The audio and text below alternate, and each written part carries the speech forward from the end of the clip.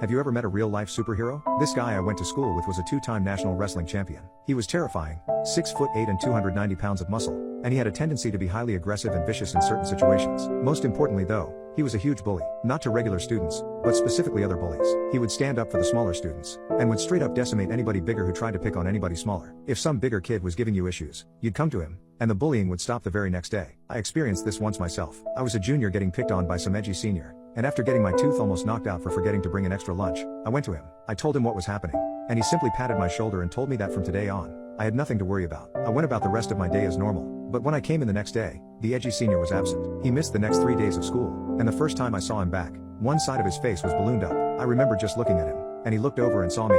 Prior to this, he would have walked over and given me trouble for staring at him, but not this time. He put his head down and turned around, scurrying away out of my sight. I went up to the wrestler in the halls after and thanked him, and he just gave me a fist bump saying no problem. He single-handedly eradicated